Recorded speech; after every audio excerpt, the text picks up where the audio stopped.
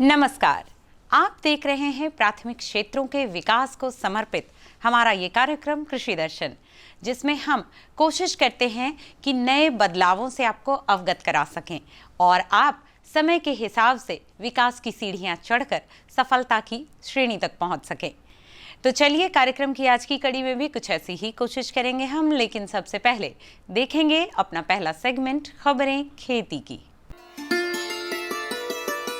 दर्शकों नमस्कार, खबरें खेती की में आपका स्वागत है। खबरों में आगे बढ़ने से पहले सबसे पहले नजर आज के मुख्य कृषि समाचारों पे। प्राकृतिक आपदाओं से फसल के नुकसान की सरकार करेगी भरपाई। गर्मी के दिनों में पशुओं को लू से बचाएं और किसानों के लिए उपयोगी कंबाइन हार्वेस्टर मशीन। कृषि निदेशक आलोक रंजन घोष ने बताया कि ओलावृष्टि और भारी बारिश के कारण किसानों के फसलों का नुकसान होने की स्थिति में सरकार तत्काल इसकी भरपाई करेगी।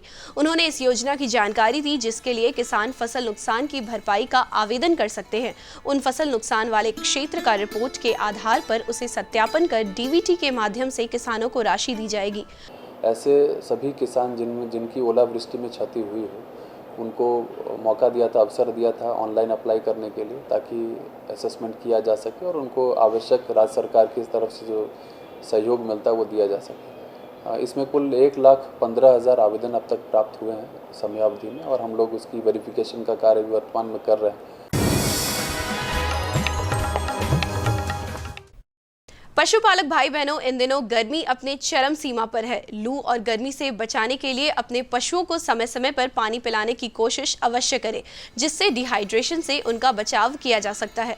आप अपने पशुओं को चराने के लिए ले जाते हैं तो सुबह और शाम को ही चराने ले जाएं, जिससे लू और गर्मी से उन्हें बचाया जा सकता है। इससे वो स्वस्थ भी रहेंगे।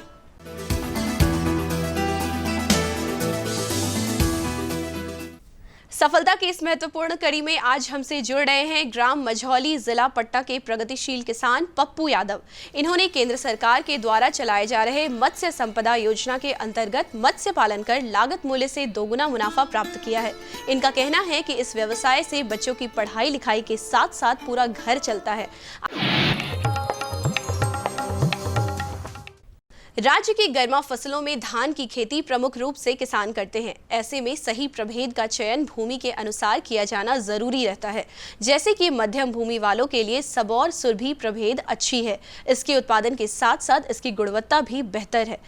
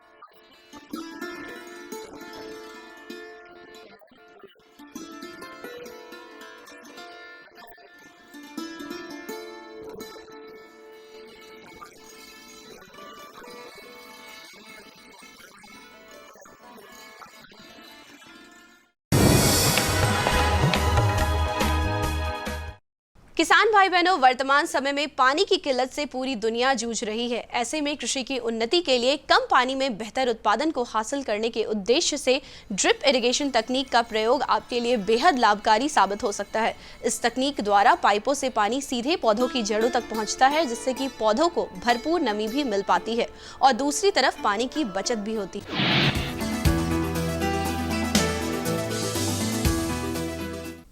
कृषक बंधुओं, कंबाइन हार्वेस्टर मशीन का उपयोग करने से मजदूरों की समस्या दूर होती है। साथ ही कम समय में ज्यादा काम किया जा सकता है। इस मशीन के उपयोग से एक बार में ही फसल की कटाई, दौनी और फसल के दानों की सफाई भी एक साथ हो जाती है। इसे विशेष रूप से गेहूं, मक्का, चना, सरसों और मूंग की फसलों की कटनी और दौनी के लिए प्रयोग किया जाता है। और अब जानते हैं क्या है आज का मंडी भाव।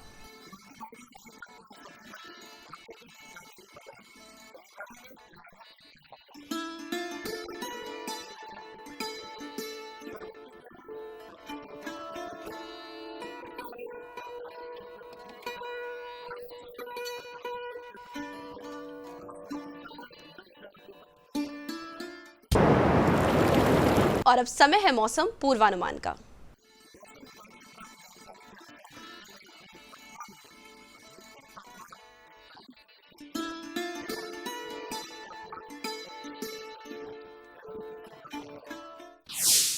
अरे भाई रामेश्वर, क्या बात है? बड़े परेशान दिख रहे हो।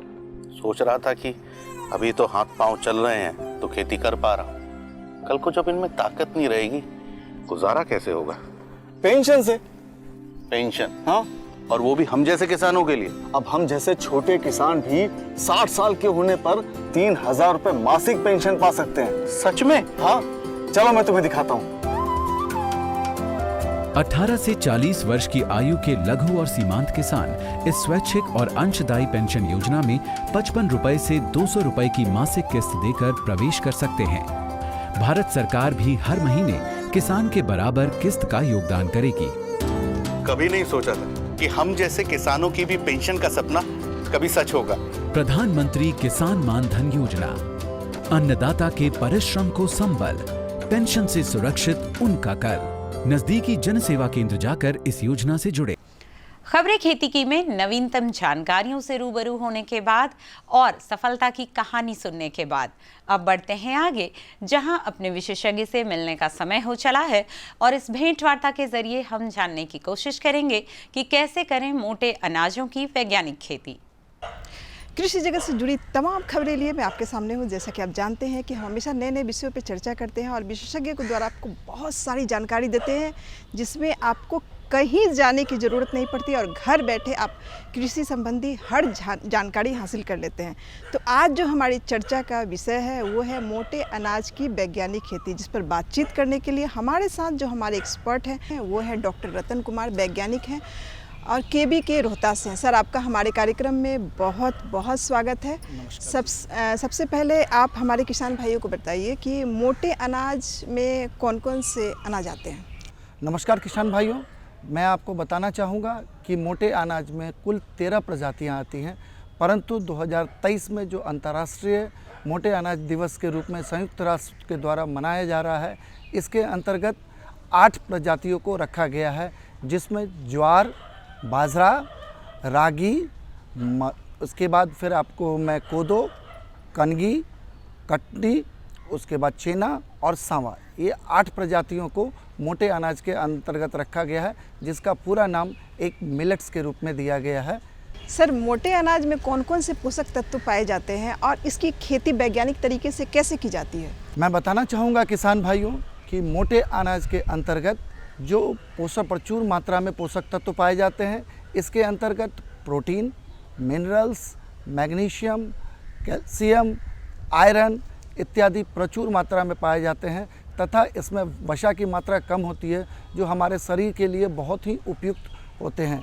इससे हमारे एंटीऑक्सीडेंट भी इसमें पाए जाते हैं, जिससे कि कैंसर के रोग प्रतिरोधक क्षमता को भी विकसित नहीं होने देते हैं। साथ में यह हमारे शरीर में जोड़ों और हड्डी जैसे फॉक्सटेल्स के लिए कोदो बाजरा जो है, जिसमें कि आपको जोड़ों में हड्डियां के दर्द के लिए भी यह उपयुक्त है। ये हमारे पाचन क्रियाओं के लिए भी उपयुक्त पाया जाता है। अतः हम कह सकते हैं कि यह हमारे शरीर के लिए एक उपयोगी खाद्य पदार्थ है। इसकी खेती के लिए किसान भाइयों मैं बताना चाहूँगा कि यह उस कटिबंधीय फसल है जिसमें गर्मी के मौसम में ज़्यादातर किए जाते हैं। इसके लिए जो जलवायु होती है वह लगभग 30 से लेकर के 40 डिग्री तापमान इसके लिए पर्याप्त है। इसमें खेती सामान्यतः सालों भर इसकी अलग अलग क्लाइमेट में भारतवर्ष में की जा सकती है और यह सालों भर इसकी अलग अलग खेती की जा सकती है। इसमें आपको मैं बताना चाहूँगा खास करके अभी जो आप खरीफ अभी जो गर्मा मौसम में जो हम खेती कर रहे हैं, इसमें बाजरा की भी खेती की जा सकती है, इसमें सांवा की खेती की जा सकती है, कोदो की खेती की जा सकती है और इसके बाद खरीफ मौसम में बाजरा और रागी खास करके, जिसको कि हम नर्सरी में लगाते हैं। इसके लिए जो नर्सरी का उपयुक्त जो साइज होगा 300 से 400 स्क्वायर मीटर 1 हेक्टेयर क्षेत्र के लिए पर्याप्त माना जाता है, जिसमें कि लगभग 2 से 4 किलो के बीज की मात्रा डालनी चाहिए। सर, मोटे अनाज में कौन कौन से उर्वरक का इस्तेमाल होता है और जैविक तरीके से इसकी खेती कैसे करें? किसान भाइयों, मैं बताना चाहूँगा, इसके लिए ज़्यादा खाद की आवश्यकता नहीं होती है, अतः इसका जैविक खेती भी किया जा सकता है। लेकिन खाद के रूप में अगर हम देते हैं तो नाइट्रोजन की मात्रा 440 और फास्फोरस की मात्रा 40 और पोटास की मात्रा 30 होनी चाहिए। लेकिन अगर हम जैविक रूप में इसको जाते हैं तो इसको खेती करने के लिए गोबर की खाद का हम इस्तेमाल कर सकते हैं, जो कि प्रति हेक्टेयर लगभग 7 से 8 टन गोबर की आवश्यकता होगी और इसी से हम इसको खेती कर लेंगे, क्योंकि यह उष्णकटिबंधीय है और बलुई दोमट मिट्टी जो नदी के किनारे की बहुत ही उपजाऊ मिट्टी होती है, तो इसमें ज़्यादा केवल खाद, गोबर की खाद के अलावा कोई भी बिना खाद डाले आप इसकी खेती कर सकते हैं। साथ में इसमें जैविक रूप से भी रसायन, अगर जो कीट वगैरह लगते हैं तो नीम ऑयल का इस्तेमाल, गौमूत्र का इस्तेमाल, इन सब चीज़ों का इस्तेमाल करेंगे तो इसको जैविक रूप से भी किया जा सकता है। तथा रासायनिक रूप में इसमें 2-3 तरह के कीड़ों की लगते हैं, जैसे सबसे खास जो मैं आपको बताना चाहूँगा, दीमक इसके लिए, क्योंकि बलुई दोमट मिट्टी है तो दीमक का प्रकोप इसके लिए बहुत ही है। तो इसके लिए खेत में नमी होनी चाहिए। साथ ही साथ इसमें अगर दीमक से बचाव करनी है तो क्लोरोपाइरीफॉस 20 EC का इसमें 2 ml प्रति लीटर के हिसाब से अगर हम इसका इस्तेमाल करें तो दीमक से बचा जा सकता है।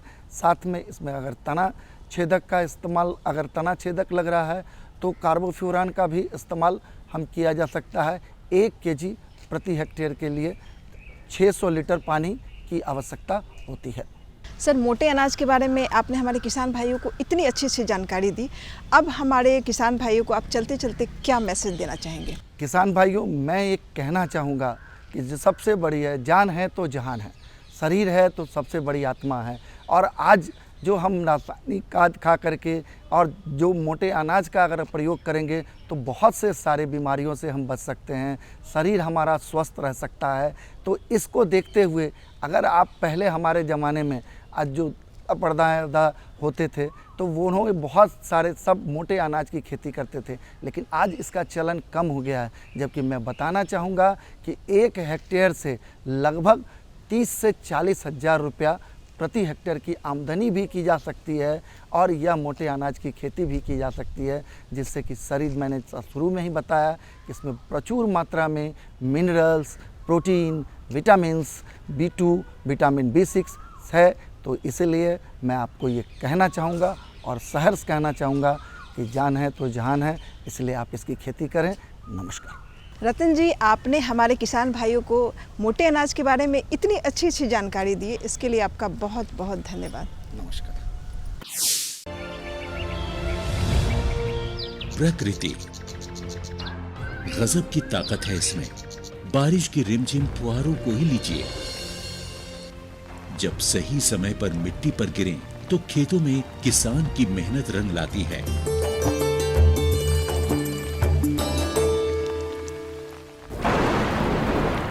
लेकिन वही बारिश बेमौसम हो जाए तो फिर तबाही का मंजर दिखाती है।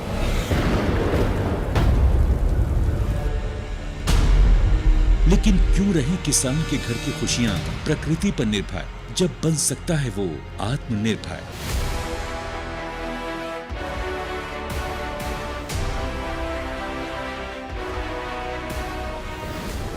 किसानों को प्राकृतिक आपदाओं की वजह से फसली नुकसान होने की स्थिति को ध्यान में रखते हुए भारत सरकार ने 2016 में प्रधानमंत्री फसल बीमा योजना की घोषणा की। इस बीमा योजना का उद्देश्य विभिन्न प्रकार की प्राकृतिक आपदाओं जैसे ओले गिरना, जल भराव, बाढ़ का आना, बादल फटना, प्राकृतिक रूप से आग लग जाना, भूस्खलन, चक्रवाती तूफान, बेमौसम बारिश, फसल की बीमारियां, आकाशीय बिजली, कीटों के हमले वगैरह से होने वाले नुकसान की स्थिति में किसानों को वित्तीय सहायता प्रदान करना है।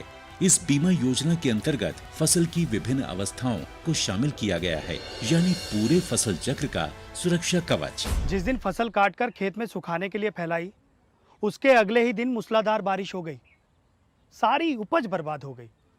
लेकिन ये तो अच्छा था कि मैंने फसल का बीमा करा रखा था, मैं नुकसान से बच गया। और क्लेम की रकम भी मुझे आसानी से मिल गई। सारा भुगतान मेरे बैंक अकाउंट में हो गया। प्रधानमंत्री फसल बीमा योजना बहुत ही लाभकारी है और इसकी प्रक्रिया बहुत ही सरल है। पहली बात तो ये समझिए कि अगर आप अधिसूचित फसलों की खेती करने वाले किसान हैं, तो आप फसल बीमा के लिए पात्र हैं। इसमें काश्तकार किसान और बटाईदार सहित सभी किसान शामिल हैं। अनाज, दलहन, तिलहन और कुछ वार्षिक वाणिज्यिक फसलों को PMFBY के अंतर्गत कवर किया जाता है।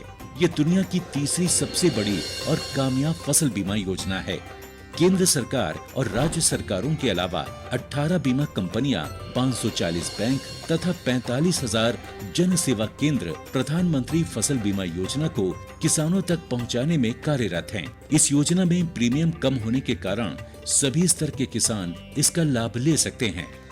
खरीफ फसलों के लिए बीमित राशि का 2% प्रीमियम, रबी फसलों के लिए बीमित राशि का 1.5% प्रीमियम और बागवानी एवं वाणिज्यिक फसलों के लिए 5% प्रीमियम है।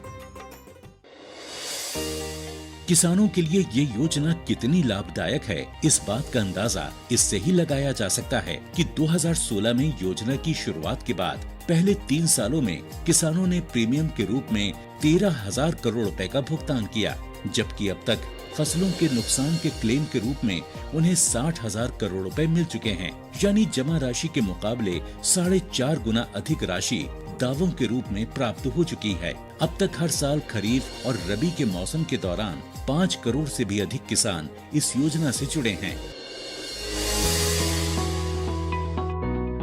2020 के लिए बीमा कराने की प्रक्रिया शुरू हो चुकी है। पंजीकरण की कट ऑफ तिथि हर राज्य में अलग अलग तय होती है। अपने क्षेत्रों या गांवों की अधिसूचित फसलों की सूची, बीमित राशि एवं कट ऑफ तिथि की अधिक जानकारी के लिए आप निकटतम कृषि अधिकारी, जन सेवा केंद्र एवं बीमा कंपनी के प्रतिनिधि से संपर्क करें। www.pmfby.gov.in पर लॉगिन करके या फसल बीमा ऐप क्रॉप इंश्योरेंस ऐप का उपयोग करके अपनी फसल के नामांकन के लिए आवेदन किया जा सकता है। नामांकन के लिए इन दस्तावेजों की जरूरत होती है: नवीनतम आधार कार्ड, मोबाइल नंबर, बैंक खाता विवरण, भू अभिलेख दस्तावेज जिसमें जमीन के कागजात और राज्य सरकार द्वारा निर्देशित कोई भी अन्य दस्तावेज। कैसे मिलेगा फसल नुकसान होने पर दावे का भुगतान? PMFBY योजना में बीजों की बुआई से लेकर फसल कटाई के बाद सुखाने के उद्देश्य से खेतों में 14 दिनों तक फैलाई जाने वाली फसलों के पूरे फसल चक्र के दौरान जोखिम के कवर को प्रदान करता है। स्थानीय आपदा के कारण या अगर फसल कटाई के बाद बीमित फसलों को प्राकृतिक आपदा से नुकसान होता है, तो बीमित किसान को 72 घंटे के भीतर इसकी सूचना बीमा कंपनी, बैंक या फिर राज्य सरकार के अधिकारियों या बीमा कंपनी के टोल फ्री नंबर पर देना आवश्यक है। जोखिमों में उपज हानि का आकलन फसल कटाई प्रयोगों के आधार पर किया जाता है। आपदा के कारण हुए नुकसान पर किसान को बीमा कंपनी द्वारा क्लेम राशि का उचित भुगतान मिलता है। क्लेम राशि का भुगतान सीधे किसान के बैंक खाते में किया जाता है। शिकायत निवारण के लिए किसान बीमा कंपनी, निकटतम बैंक शाखा या ब्लॉक या जिला कृषि कार्यालय में संपर्क कर सकते हैं। वो अपनी शिकायतों के लिए जिला और राज्य स्तरीय शिकायत निवारण समिति तक भी पहुंच सकते हैं।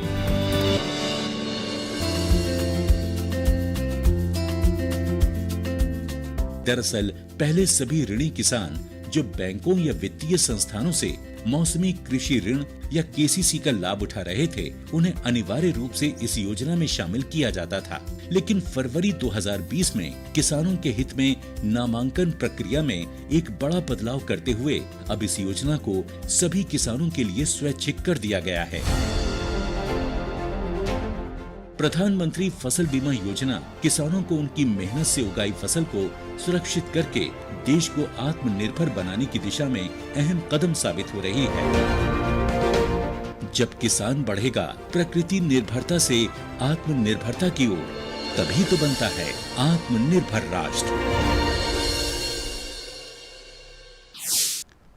जानकारियों का सिलसिला रुका नहीं है। बारी है एक और साक्षात्कार की, जहां अपने विशेषज्ञ से हम जानने का प्रयास करेंगे खरीफ फसलों की वैज्ञानिक खेती के विषय में। किसान बंधुओं नमस्कार। आपने कुछ दिन पहले देखा होगा कि अचानक बारिश का मौसम आ गया, या इसको ये कहें कि बारिश का मौसम हो गया। ये जो लक्षण है यह जलवायु परिवर्तन का ही एक लक्षण है। तो आज का हमारा विषय है जलवायु परिवर्तन के परिप्रेक्ष्य में खरीफ फसलों की वैज्ञानिक खेती। इस विषय पर चर्चा करने के लिए आज हमारे साथ हैं कृषि विज्ञान केंद्र सुपौल के वरीय वैज्ञानिक doctor Manoj Kumar. Doctor Manoj sir, आज के कार्यक्रम में मैं आपका बहुत बहुत स्वागत करता हूं और इस सवाल के साथ कार्यक्रम की शुरुआत कर रहा हूं, क्योंकि जैसे हमने पहले ही कहा कि हम खरीफ फसलों का चाहते हैं कि उत्पादन में कमी ना आए। तो हमारे किसान बंधु ऐसा क्या करें, किन विधियों को अपनाएं ताकि जलवायु परिवर्तन के प्रभाव से जो उत्पादन में कमी हो रहा है वो कमी ना हो। जैसा कि आप जानते हैं कि हमारे हिंदुस्तान में जो खेती का पैटर्न है वो खरीफ, रबी और जायद होता है, और तीनों का अगर तुलना हम करते हैं तो सबसे महत्वपूर्ण स्थान हमारी खरीफ मौसम वाली फसल है। और मौसम में जो बदलाव हो रहे हैं इसके वजह से खेती को भी लॉस न हो और उत्पादकता या तो बढ़ जाए या अस्थिर रहे, तो अस्थिर नहीं रहे बल्कि वृद्धि हो जाए। तो इसके लिए किसान भाइयों को कुछ महत्वपूर्ण बिंदु हैं उस पर है जो कि आपको सोचना होगा, समझना होगा और उसी के अनुसार खेती करना होगा। जैसे पहला है कि धान की मतलब खेती, तो धान की खेती अभी हम लोग पारंपरिक विधि से करते आ रहे हैं, जैसे रोपाई वाली विधि करते हैं। लेकिन ये जो बदलते हुए मौसम में हम लोग धान की सीधी बुआई को बढ़ावा देने की बात करते हैं, और इसके तहत है जो कि सूखा विधि है, गीला विधि है, छिड़काव विधि है, इसको हम थोड़ा सा विस्तारपूर्वक आगे बताएंगे। दूसरा जो कंपोनेंट है कि धान की खेती में समेकित पोषक तत्व प्रबंधन किसान भाइयों को करना चाहिए, इस पर भी हम परिचर्चा करेंगे कि धान में समेकित पोषक तत्व प्रबंधन कैसे करेंगे। तीसरा है कि अंतःवर्ती खेती, जैसे मतलब खरीफ मौसम में मक्का की खेती के साथ साथ अरहर की खेती को, अंतःवर्ती खेती को बढ़ावा दिया जाएगा। तो इससे मौसम में भी मतलब जो चेंजिंग हो रहे हैं उस पर भी विराम लगेगा और किसानों का आमदनी में बढ़ोतरी होगी। चौथा है कि रेज बेड के द्वारा मक्का या अरहर की खेती, अभी तक हम लोग क्या करते हैं कि रेज बेड विधि को अपनाते भी नहीं हैं, तो इसके द्वारा मक्का और अरहर की खेती को बढ़ावा दे सकते हैं। पांचवा है जो कि आपका लेजर लैंड लेवलर के द्वारा ज़मीन का समतलीकरण। छठा है जो कि मृदा जांच आधारित खेती को बढ़ावा देना। आगे और हम बात करें तो अभी किसान भाइयों को कार्बनिक खेती के बारे में सोचना होगा, क्योंकि हमारी मिट्टी में जो ऑर्गेनिक कार्बन का स्टेटस है वह भी घटते जा रहा है। तो इसके लिए हरित खाद या जैविक खाद या प्राकृतिक खेती को भी हमको बढ़ावा देना होगा। तो सबसे पहले हम बात करते हैं कि जलवायु अनुकूल खेती कार्यक्रम के तहत जो मेन कंपोनेंट है, जो धान की खेती को पैदावार में बढ़ोतरी करना है और ज़मीन की स्वास्थ्य को भी बरकरार रखना है और वातावरण का जो हेल्थ है उसको भी डिस्टर्ब नहीं होने देना है, उसको भी ठीक ठाक रखना है। तो इसके लिए धान की सीधी बुआई किसान भाइयों को करना अति अनिवार्य है। सर, आपने बहुत सारे बातों को जिक्र किया है अभी यहाँ पे, उन बातों को तो आप बताएंगे ही, लेकिन एक बात मैं आपसे ये जानना चाह रहा था कि बीज का चुनाव बहुत मायने रखता है। तो जब वो धान की खेती या और किसी फसल को ले रहे हैं तो कौन से बीज, खासतौर पर मैं चाहूँगा कि धान के बारे में, वो किस प्रकार के बीज का चुनाव करें। साथ ही जो सीधी बुआई की विधि आप बता रहे थे, किसान ये सोचते हैं कि ये सब जो तकनीक अपनाएंगे तो उनकी लागत बढ़ जाएगी। मैं चाहूँगा कि इस बातों पर आप प्रकाश डालें। देखिए, बीज जैसा कि आप जानते हैं कि खेती में सबसे महत्वपूर्ण स्थान बीज का है, और ये आपका जो प्रश्न है बहुत ही मतलब अच्छे प्रश्न है। तो धान के बीजों का चयन ज़मीन के परिस्थिति के मुताबिक किसान भाइयों को करना चाहिए। जैसे ऊंची ज़मीन है, मध्यम ज़मीन है, नीची ज़मीन है और गहरा जल है। तो ऊंची ज़मीन के लिए आपको है जो कि सहभागी धान या सबोर्द अर्ध जल, ये सब धानों को चयन करना होगा, जिसका कि उम्र, जिसका कि मतलब पीरियड, अवधि जिसको कहते हैं, वो आपका 110 से 120 दिन का होगा। ठीक है। उसके बाद मध्यम ज़मीन की बात करते हैं तो मध्यम ज़मीन के लिए राजेंद्र श्वेता धान बहुत बढ़िया होता है, राजेंद्र मंसूरी भी बहुत अच्छा होता है, जिसका कि फसल अवधि 130 से 140 दिन का होता है। नीचा ज़मीन जहाँ पर हम बात करते हैं कि मतलब जहाँ पर 1 फीट से लेके 1.5 फीट या 2 फीट तक जल जमाव होता है, उसको हम नीचा ज़मीन कहते हैं। और इसके लिए आपका राजेंद्र मंसूरी 1 है, ये आपका है जो कि BPT 5204 है, ये आपका MTU 7029 है, MTU 1001 है, इत्यादि जो धान है ये आपका नीची ज़मीन के लिए है। और यदि गहरा जल की बात करते हैं जहाँ पर 2 फीट से लेके 4 फीट तक पानी लगा हुआ रहता है, तो वहाँ पर जो प्रजाति होंगे उस प्रजाति का नाम मैं बता रहा हूँ, स्वर्णा सवन बहुत सूटेबल वैरायटीज है। उसी प्रकार पानी धान 1 है, पानी धान 2 है, सुधा है, शकुंतला है, वैदेही है। तो इस तरह से किसान बंधु यदि धान के बीजों का चयन करेंगे तो उनका है जो कि पैदावार में बढ़ोतरी होगी, बशर्ते कि उसका टाइम ऑफ सोइंग, बुआई का समय भी आपको देखना होगा। यहाँ पर किसान बंधु इसी चीज़ को क्या करते हैं कि अगात वैरायटीज को यानी कम अवधि वाले धान को वो ईयरली लगा देते हैं, और परिणाम स्वरूप क्या होता है, हाथी नक्षत्र में ही यानी सितंबर अंत होते होते अक्टूबर प्रवेश करते हुए धान फूट जाते हैं। और धान जब फूट जाता है और उसके ऊपर जब बारिश होती है तो उसमें है जो कि मतलब खखड़ी की संभावना ज़्यादा रहता है, इंसेक्ट पेस्ट कीड़े मकोड़े का आकर्षण होता है और ईल घड़ जाता है। तो जलवायु अनुकूल खेती कार्यक्रम के तहत हम किसान भाइयों को यही सलाह देना चाहेंगे कि बहुत सूझबूझ के साथ फसल का जो वैरायटीज है, जो प्रभेद है, उसके अनुसार उसका आप बुआई करें और अपने खेती को है जो कि सुरक्षित रखें। हमारे सबसे महत्वपूर्ण फसल धान के बारे में आपने बहुत कुछ हमारे किसानों को बताया। आज कार्यक्रम में आए, इसके लिए बहुत बहुत धन्यवाद। चलिए, सारे दर्शक भाई को भी नमस्कार मेरी तरफ से। कुछ ऐसी ही और भी जानकारियाँ, कुछ नए विषय और विशेषज्ञों को लेकर होंगे आपसे फिर रूबरू कार्यक्रम की अगली कड़ी में। तब तक रखिए अपना और अपनों का ख्याल और दीजिए हमें इजाज़त। फिर होगी मुलाकात। नमस्कार।